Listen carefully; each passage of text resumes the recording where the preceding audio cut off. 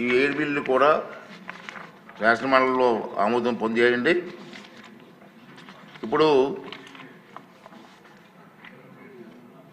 సదుపాయాల కమిటీ అని కమిటీ ఉంది మనకి, మీ అందరికీ తెలిసిన విషయమే. నిన్నే సమావేశం, దానికి నేను చైర్మన్గా నేనే వివరిస్తున్నాను. నిన్నే సమావేశం అయ్యాం. ఆ సమావేశంలో సభ్యులందరూ కూడా కొన్ని నిర్ణయాలు తీసుకున్నారు. ఆ నిర్ణయాల్ని సభ ముందు పెట్టవలసిన బాధ్యత నా మీద ఉంది. అంటే దీని మీద అభిప్రాయాలు దేశం మీరు అందరూ ఆమోదించాలి కదా.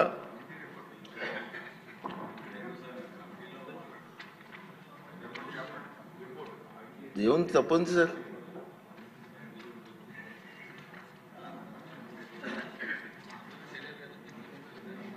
సభ్యులు కూడా తెలిసింది కదా తప్పు. దీనిపైన నల్లమిల్లి రామకృష్ణారెడ్డి గారు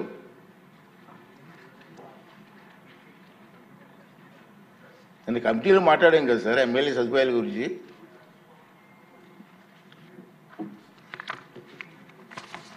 ధన్యవాదాలు అధ్యక్ష. సభ ముందు పెడితే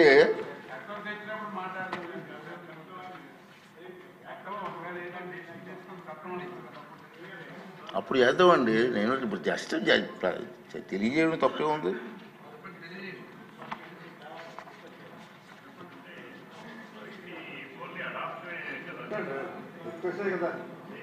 డిస్కషన్ అండి.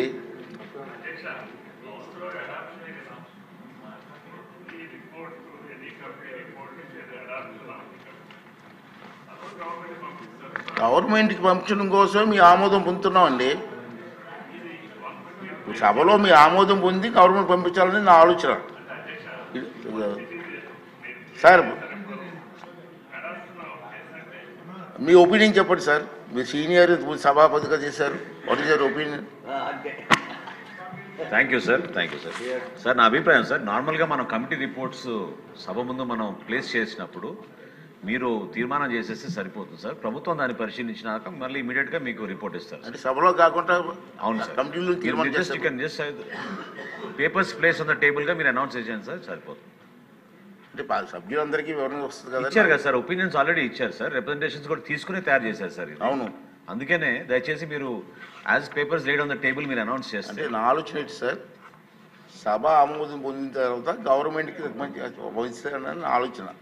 ఇస్తారు sir, government will respond immediately sir. Okay అండి. అచ్చన్ మనకి ఎప్పుడు నిబంధనలు ఏంటంటే హౌస్లో ఇది ప్లేస్ చేయడం వరకు ఉంటుంది. తప్పనిసరిగా ఇది ఇమీడియట్గా మేము దీని మీద గవర్నమెంట్కి పంపించడం ముఖ్యమంత్రి గారి దృష్టిలో పెట్టి డెసిషన్ కూడా తొందరగా తీసుకోవడానికి ప్రయత్నం చేస్తాం.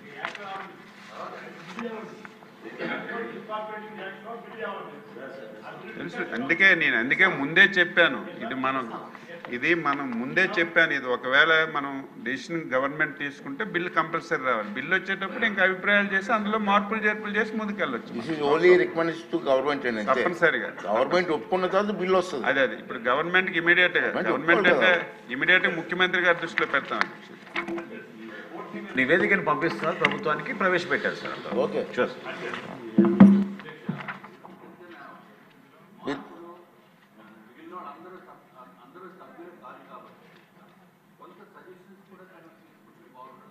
కమిటీలు చేసాం సార్, సభ్యులు కాదు, కమిటీలో కూర్చొని కమిటీ మెంబర్స్ అంతా కొన్ని నిర్ణయాలు తీసుకున్నాం.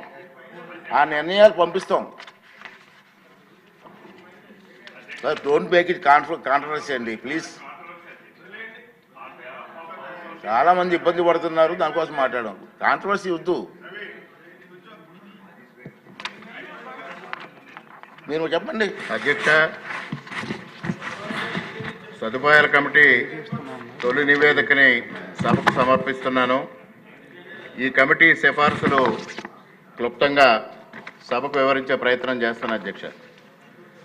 రాష్ట్రంలో నెలకొన్న ఆర్థిక పరిస్థితులను దృష్టిలో ఉంచుకొని ప్రస్తుతానికి సభ్యులకు మాజీ సభ్యులకు అత్యవసరమైన కనీస సౌకర్యాల గురించి మాత్రమే కమిటీ ద్వారా ప్రభుత్వానికి సిఫార్సు చేస్తే బాగుంటుందని సభాపతిగా తమరు అభిప్రాయపడ్డారు.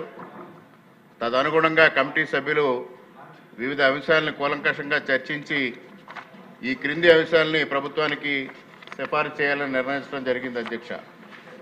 ఈ విషయాలపై పలు రాష్ట్రాల నుంచి శాసన వ్యవస్థ సచివాలయం సేకరించి క్రోడీకరించిన సమాచారాన్ని దృష్టిలో అధ్యయనం చేసిన మీదట మొదటగా మాజీ శాసనసభ్యులకి పింఛను, మాజీ శాసనసభ్యులు పింఛను మణిపూర్లో కనీసం నెలకు 70,000 రూపాయలు గాను, పంజాబ్ అరుణాచల్ ప్రదేశ్లో నెలకు కనీసం 60,000 గాను, హర్యానాలో తెలంగాణలో 50,000 రూపాయలు గాను ఉందన్న విషయాన్ని కమిటీ పరిగణలోకి తీసుకుంది.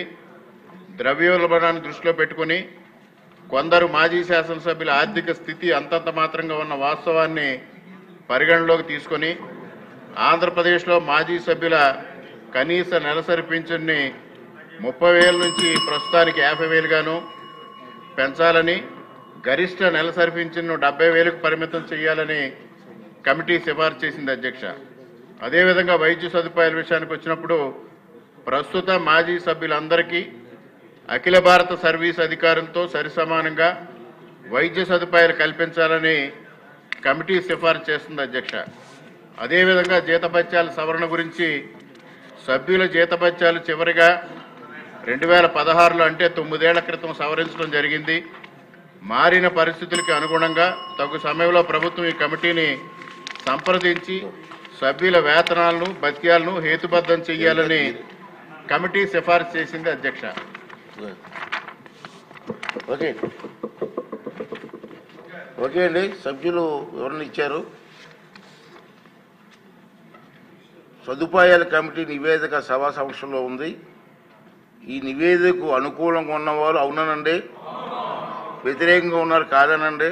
అవునన్నారు, అందరూ అవునన్నారు. నివేదిక ఆమోదించబడింది. దీన్ని గవర్నమెంట్కి పరిశీలన కోసం పంపిస్తామండి.